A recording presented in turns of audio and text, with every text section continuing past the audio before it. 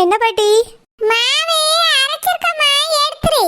உளுந்து எப்படி அள்ள சொல்லி தந்தானோ அதே மாதிரி அரிசி மாவையும் அள்ளணும். கிரைண்டர்ல இருந்து மாவை எடுத்துருமா. பாட்டி, எடுத்து தனியா பாத்திரத்துல வைக்கணுமா? இல்லம்மா, உளுந்து மாவு அள்ளணும்ல, அதுலயே சேர்த்து அள்ளு. அப்புறம் ரெண்டுத்தையும் நல்லா கலந்து வைக்கணுமா, உப்பு போட்டு. அப்பதான் இட்லி மாவு புளிக்கும். சரி பாட்டி. போமா, அதே பானையில இந்த மாவையும் அள்ளி வச்சு கிரைண்டரை கழுவி வச்சிரு. உன் அத்தை வந்து பார்த்தானா எல்லா வேலையும் முடிச்சிட்டான்னு சொல்லி சந்தோஷப்படுவா. சரி பாட்டி, நான் வேலையை முடிச்சிட்டு வரேன். சரிம்மா, போ. நல்ல பிள்ளை, தங்கமான பிள்ளை. சொன்னா அப்படியே பாட்டின்னு கேட்டுட்டு போய் வேலை செய்ய ஓடியா. என் மாவ சாரோஜா தான் என் பேத்திய பத்தி என்ன புரிஞ்சுக்கிடையில. சீக்கிரம் அவளும் புரிஞ்சுக்கிடுவா. ஆனா இன்னைக்கு என் பேத்தி செஞ்சிருக்க வேலையை பார்த்துட்டு பாராட்ட தான் போறா. ஏன் இனி மர்மவா கூட பேசுறது கூட வாய்ப்பு இருக்கு. பாப்ப என்ன நடக்குன்னு. என்னாச்சு, ஏதோ விழுந்த மாதிரி சத்தம் கேக்குது. ஐயோ பாட்டி, இங்க வாங்க. ஐயோ, என்னாச்சு, என் பேத்தி கீழே விழுந்துட்டாளோ? எம்மாடி ஆனு, எம்மாடி பேத்தி, என்னாச்சுமா? பாட்டி, இங்க பாருங்க பாட்டி, எல்லாம் வேஸ்டா போச்சு. என்னாச்சுமா, இப்படி போட்டு உடைச்சிருக்கா? பாட்டி, மாவெல்லாம் அள்ளிட்டு கொஞ்சம் நவுட்டி வைக்கலான்னு கையில தூக்குனா கை ஸ்லிப் ஆகி கீழே விழுந்துட்டு பாட்டி. உடஞ்சு போச்சு, எல்லாம் மாவு வேஸ்ட் ஆயிட்டு. கொஞ்சம் கவனமா செஞ்சிருக்க கூடாதா?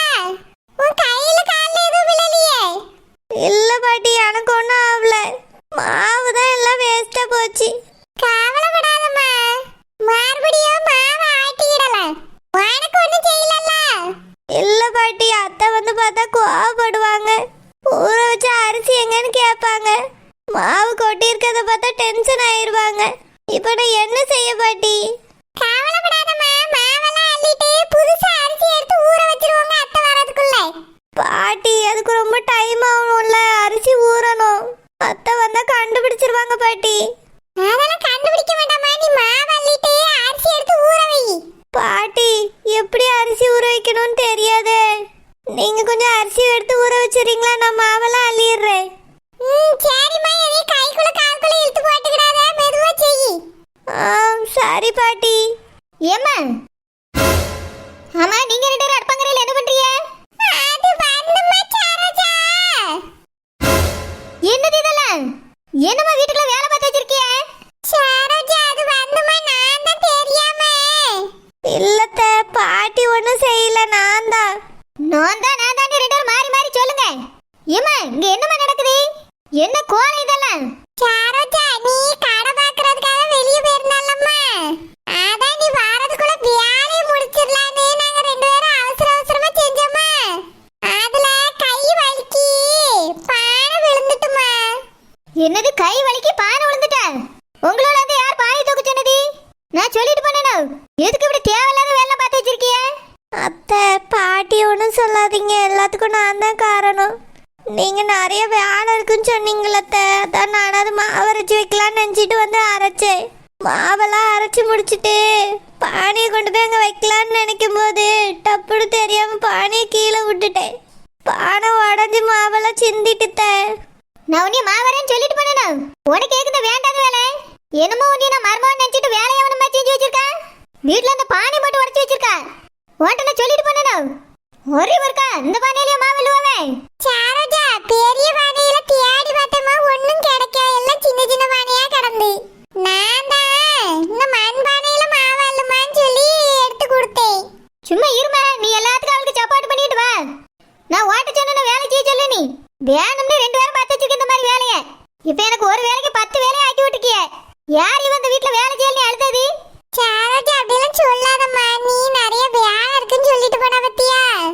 அதான் இந்த வீட்டு மருமகள பொறுப்பா லட்சணமா வேலையை செஞ்சு முடிக்கலாம்னு நினைச்சா. எல்லாத்தையும் செஞ்சு முடிச்சுட்டா, கடைசி நேரத்துல பானை உடஞ்சிட்டு. அதுக்காக கோவப்படாதம்மா, ஒரு 10 நிமிஷம் வெயிட் பண்ணா அவளே இதெல்லாம் அள்ளி போட்டுட்டு புதுசா மாவு அரைச்சிருவா. நான் அரிசி எடுத்து ஊற வைக்கமா, எப்படி ஊற வைக்கணும்னு சொல்லு. ஆமா, இதுக்கு வரவு நல்லா ஊற வச்சு அரைச்சி மாவு நல்லா புளிச்சுற காலையில சுட்டுருவிய. ரொம்ப தான் நீ சோதிக்கிறிய ரெண்டு பேரும். இவ்வளவு நான் இந்த வீட்டுல வேலை செய்ய அரைச்சி வை இன்னும் சொல்லிட்டு போனேனா? எவ்வளவு நேரம் ஆனாலும் என் தலையிட்டு என் வேலையை நான் தான் பாப்பேன். எதுக்கு நீங்களும் வந்து தலைய விடுறிய? இவ்வளவு அடுப்பாங்கிற பக்கமே வந்துடாத, சோறு பொங்கி வச்சா மட்டும் தின்னு சொல்லியாச்சு. திரும்ப இப்படி பண்ண என்ன அர்த்தம்? நான் இல்லாத நேரத்துல என் கிச்சனுக்குள்ள இவன் எதுக்கு வரா? கோவப்படாதம்மா, பிள்ளை உன் நல்லதுக்கு தான் இதெல்லாம் செஞ்சா. நீ கஷ்டப்படுவியே, ஏகப்பட்ட வேலைக்கே ஒத்தையில செஞ்சுக்கிட மாட்டேன்னு உதவிக்காக செஞ்சா. அது இப்படி ஆவன்னு யோசித்து பார்க்கலாமா? இது உதவியா? எனக்கு செஞ்ச ஓத்துறோம். ஒண்ணுக்கு 10 வேலையை ஆக்கி வச்சிருக்கிய. நாளை காலைக்கு டிபனுக்கு என்ன பண்றது தெரியல. சரோஜாமா, மறுபடியும் அவ அரைச்சு தருவா. நான் அரிசி எடுத்து ஊற வைக்கமா? ஒண்ணும் வேண்டாங்கிட்டேன். நீங்க 2 பேரும் சேர்ந்து வெளியே போனா போதும். என் வேலை எப்படி பார்க்கணும் என்னடி பார்க்கணும் எனக்கு தெரியும். மா என்னாச்சுமா, என்ன பிரச்சனை? குனிஞ்சி கீழே பாரு சூர்யா. இந்த வீட்டுக்கு வந்திருக்கவியே நீ எப்படி வேலை வாங்கியான்னு உனக்கே தெரியும்.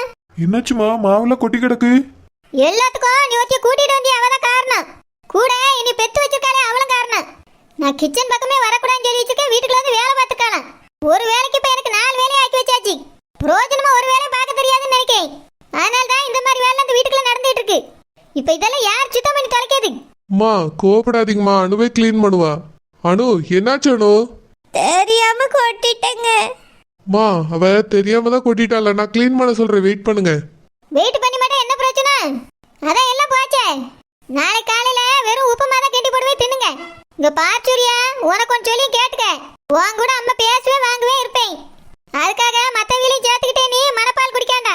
எப்பவுமே இந்த ராணியோட மவளை நான் சேர்த்துக்கிட போறது கிடையாது. இந்த மாதிரி வீட்டு வேலை பார்த்தா மட்டும் சேர்த்துக்கிடுவேன்னு நினைச்சுக்கிட்டு இந்த மாதிரி வேலை பார்க்கண்டா சொல்லி வை. இனி அடுப்பங்கிற பக்கத்துல வந்தா நான் டென்ஷன் ஆயிரும் சொல்லிட்டேன். முதல்ல இங்கிருந்து போ சொல்லு. நானே எல்லாத்தையும் தொடச்சி எடுத்துக்கிறேன். மா எதுக்காக அவளை செய்ய வேண்டாம்னு சொல்றீங்க? அவ தானே கொட்டினா, அவளே செய்யட்டுமா? ஒண்ணு வேண்டாம் சூர்யா, அவளை வெளியே போச்சல் முதல்ல. பார்க்க எனக்கு டென்ஷன் ஆகிட்டே இருக்கு. எல்லாத்தையும் நான் பாத்துக்கிறேன். சரிம்மா. அனு வா வெளியே போலாம். இல்லங்க, நான் க்ளீன் பண்ணிட்டு வரேனே. இப்ப வெளியே போவேல, நான் இந்த வீட்டை விட்டே வெளியே போயிருவேன். போச்சல் அவளை. வேண்டாம், நானே போறேன். சரோஜா, இந்த மாதிரி நீ ஏஸ்னாலும் பேசினாலும் சரின்னு சொல்றதுக்கு ஒரு மருமக கிடைச்சிருக்காளேன்னு சந்தோஷப்படு. நல்ல பிள்ளைமா, வேலை செய்யுமா நான் ஒரு வார்த்தை தான் சொன்னேன். சிட்டுக்குருவி மாதிரி ஓடி ஆடி மொத்த வேலையை முடிச்சிட்டா. இந்த ஒத்த வேலையில தான் சொதப்பிட்டாமா. அதுக்காக அந்த பிள்ளை மேல கோவப்படாத சொல்லிட்டேன். நீ வாய மடுமா, எல்லாத்துக்கும் நீ தான் காரணம். அவளுக்கு சப்பாடு பண்ணிட்டு இருக்காது, வெளியே போ. சரி, இவளை நான் மாவரைக்கு சொன்னேன் போல்க. இவளால எனக்கு ஒண்ணுக்கு 10 வேலை ஆகி போச்சு. மா கவலைப்படாதுங்கம்மா, நான் தொடச்சு தரேன் உங்களுக்கு. வேண்டாம் சூர்யா, நானே தொடக்கேன். எனக்கு நீ வந்து வாச்சிருக்கு பாரு. அத்தா வீட்ல யாருமே சரியே இல்லை.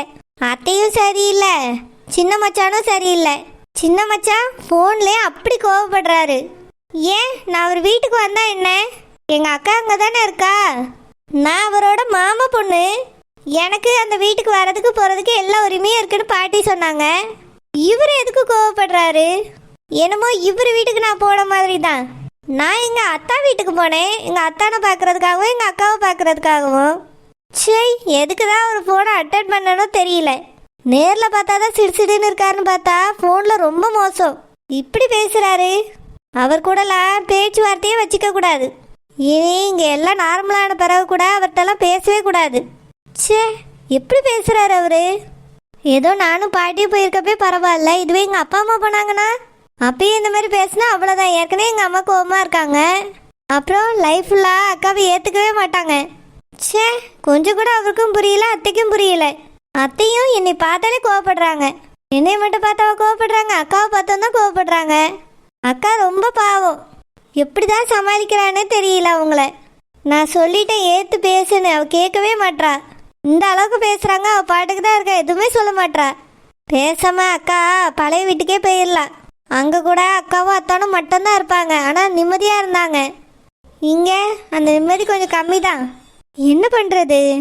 அக்காவை எப்படியாவது அந்த வீட்டை விட்டு வெளியே வர வைக்கணும். அப்போதான் அக்காவும் அத்தானும் நிம்மதியாக இருப்பாங்க. அக்காவுக்கு ஃபோன் போட்டு பேசுவோம். இவ்வளோ நேரம் பண்ணது எல்லாம் வேஸ்ட்டாக போச்சு. அத்தாட்ட நல்ல பேர் எடுக்கணும்னு நான் இதெல்லாம் செஞ்சேன். ஆனால் இப்போ கெட்ட பேருக்கு மேலே கெட்ட பேர் வாங்கிட்டு இருக்கேன். எல்லாம் போச்சு. அத்தை தப்பாக தான் புரிஞ்சுக்கிட்டாங்க. நானே ஏதாவது பண்ணி அவங்ககிட்ட நல்ல பேர் வாங்கலாம்னு நினச்சேன். எல்லாம் வேஸ்ட்டாக போச்சு. அந்த மாவை கூட க்ளீன் பண்ண வேண்டாம் போன்னு சொல்லிட்டாங்க. என்னை பார்க்கவும் பிடிக்கல, பேசவும் பிடிக்கல. அத்தைக்கு நான் எது செஞ்சாலுமே பிடிக்கல. என்னதான் செய்ய முடியும்? அத்தை மனசை நான் எப்படி மாத்துவேன்? ஜெனி எதுக்காக இப்போ ஃபோன் பண்றா? என்னன்னு கேட்போம். அன்னைக்கு வேற ஜெனி ரொம்ப ஃபீல் பண்ணிட்டு போனா. ரொம்ப நேரம் இருக்கிறேன்னு வந்தா, ஆனா இருக்க முடியல. அன்னைக்கும் அத்தை பிடிச்சி திட்டாங்க, இன்னைக்கும் ஏசிட்டாங்க. பாவம் ஜெனி. அட்டன் பண்ணி பேசுவோம். ஹலோ ஜெனி, எப்படி இருக்க? ஏக்கா, அந்த வீட்டில் நீ எப்படிதான்க்கா இருக்க? அத்தை கொஞ்சம் கூட நீ மதிக்க மாட்டாங்க. அப்புறம் அந்த சந்துரு இருக்கானே, சரியான திமிரு பிடிச்சவன். அவன் என்கிட்டே அப்படி பேசுறான். ஒன்று எப்படிலாம் பேசுவான். எப்படிக்கா அந்த வீட்டில் இருக்க? அந்த வீட்டில் இருக்காதுக்கா, தயவு செஞ்சு வெளியே வந்துரு. இதுக்கு முன்னாடி நீங்கள் இருந்தீங்கல்ல, அந்த வீட்டில் போய் இருங்கக்கா. மாமா சம்பாதிக்கிற சம்பளம் மட்டுமே உங்கள் 2 பேருக்கு போதும். வெளியே வந்துருக்கா, அந்த வீட்டிலே இருக்காத. ஜெனி அப்படிலாம் பேசாத ஜெனி. எதுக்கு இப்படிலாம் பேசுறா? ஏக்கா என்னாச்சுக்கா, வாய்ஸ் ஒரு மாதிரி இருக்கு. உடம்பு எதுவும் சரியில்லையா, இல்லைன்னா அழுதுட்டு இருக்கியா? என்னாச்சுக்கா சொல்லு. அவங்க தானே காரணம், சொல்லுக்கா. அதெல்லாம் ஒன்றும் இல்லை ஜெனி, மாவை கீழே கொட்டிட்டேன்னு சத்தம் போட்டாங்க, அவ்வளோதான். நான் கேட்டுட்டு வந்துட்டேன். இப்போ ஒன்றும் பிரச்சனை இல்லை, நான் நல்லா தான் இருக்கேன். நீ தேவையில்லாதெல்லாம் பேசாத ஜெனி. ஓஹோ, அதான் அழுதுட்டு இருக்கியா? வாய்ஸ்லேயே தெரியுதுக்கா நீ அழுறது. இப்போ என்னவா உங்களுக்கு? எதுக்கு உன்னைய ஓயாம திட்டிகிட்டே இருக்காங்க? சும்மா சும்மா அவங்க திட்டுவாங்க, நீ கேட்டுட்டே இருப்பியோ? அப்படிலாம் இருக்காதுக்கா, நீ உன் இஷ்டத்துக்கு இரு. பேசாம கிளம்பி நீ இங்கே வந்துடுறியா? ஜெனி சும்மா இரு ஜெனி, எனக்கு எந்த பிரச்சனையும் இல்லை. அவர் என்னை நல்லா தான் பார்த்துக்கிட்டார். பாட்டியும் கூட நல்லா தான் பேசி வாங்கி இருக்காங்க. அத்தை தான் கொஞ்சம் கோபத்தில் இருக்காங்க, ஏதாவது சொல்லிடுவாங்க, அவ்வளோதான். போக போக எல்லாம் சரியாயிரும். அப்புறம் அவர் கொழுந்தனும் கொஞ்சம் கோபத்தில் இருக்காரு, அதனால தான் உங்ககிட்ட அப்படி பேசியிருப்பாரு. வீடு ஜெனி, இதெல்லாம் பெருசாக்காத. ஏக்கா, எனக்கு இந்த விஷயத்தை யோசிச்சு ராத்திரியெல்லாம் தூக்கமே வரல. இப்போ பாரு, மாவு ஒழுங்கா அரைக்கலன்னு அதுக்கும் ஏசியிருக்காங்க. அதெல்லாம் ஒன்றும் இல்லை ஜெனி, சும்மா தான் இப்படி ஒழுங்கா செஞ்சிருக்க கூடாதான்னு சொன்னாங்க. நீ பெருசாக இதை எடுத்துக்காத. நான் இங்கே நல்லா தான் இருக்கேன். அவர் என்னையும் நல்லா பார்த்துக்கிட்டியாரு. பாட்டி எனக்கு சப்போர்ட்டாக தான் இருக்காங்க. ஏக்கா, அத்தை பேசினாலும் சரி, உன் குழந்தை பேசினாலும் சரி, சும்மா கேட்டுட்டு அப்படியே இருக்காத. என்ன பேசினாலும் பதிலுக்கு பேசி விடு. நானாக இருந்தால் அப்படிதான், பதிலுக்கு பதில் பேசிடுவேன். நீ எதுக்குக்கா அவங்க கிட்டலாம் பேச்சு வாங்கிட்டு இப்படி உட்காந்து அழுதுட்டு இருக்க? அழுகிறத ஃபர்ஸ்ட் ஸ்டாப் பண்ணு. எதுத்து அவங்கள கேள்வி கேளு, அப்பதான் சும்மா இருப்பாங்க. இல்லைனா இப்படிதான் திட்டிகிட்டே இருப்பாங்க உன்னைய. நான் இருக்கும்போதே ஓவராக தான் பேசுகிறாங்க. தனியாக இருக்கும்போது எப்படிலாம் பேசுவாங்க. அதுக்கெல்லாம் இடம் கொடுக்காதக்கா, திரும்பி பேசி விடு. அப்படிலாம் பேசக்கூடாது ஜெனி. என்னதான் இருந்தாலும் அவங்க பெரியவங்க, என் அத்தை, என் புருஷனை பெற்றவங்க. அவங்க ஏதோ கோபத்தில் இருக்காங்க, பேசுகிறாங்க. நானும் பதிலுக்கு பதில் பேசக்கூடாது, நல்லதில்லை. உனக்கு இதெல்லாம் சொன்னாலும் இப்போ புரியாது ஜெனி. போ, நீ போய் படிக்கிற வேலையை பாரு. எனக்கு எப்படி இதை சமாளிக்கணும்னு தெரியும். எவ்வளோ சொன்னாலும் நீ மாறவே மாட்டக்கா. ஃபோனை வை, இதுக்கு மேலே நானே பார்த்துக்கிறேன். இன்னைக்கும் அத்தை அக்காவை ஏதோ ஒன்று சொல்லி திட்டிருக்காங்க. அக்கா வாய்ஸே சரியில்லை, பாம்போட உட்காந்து அழுதுட்டு இருக்கா. ஏன் தான் அவங்க இப்படி இருக்காங்களோ தெரியல. நல்லவங்க நல்லவங்கன்னு பாட்டி சொல்றாங்க, ஆனா எல்லாமே தப்பா இருக்கு. அவங்க 2வது பையன் அதுக்கு மேல. இப்படியே விட்டா தினமும் ஏதாவது ஒன்று சொல்லி அனோக்காவை அள வச்சுட்டே இருப்பாங்க. அவளும் பொறுத்து போயிட்டே இருப்பா. சும்மா விடக்கூடாது, ஏதாவது ஒன்று நான் தான் பண்ணணும். அப்போதான் அனோக்காவோட லைஃபு அங்கே நிம்மதியாக இருக்கும். என்ன பண்ணுறது? எப்படியாவது அந்த ஃபேமிலியிலேருந்து அக்காவை வெளியே கூட்டிகிட்டு வரணும். ஃபஸ்ட்டு இருந்த மாதிரி அக்கா தனியாக இருக்கணும். அப்போதான் அவளும் நிம்மதியாக இருப்பா, நானும் நிம்மதியாக இருப்பேன். அதுக்கு கூடிய சீக்கிரமே ஏதாவது ஒன்று பண்ணுறேன்.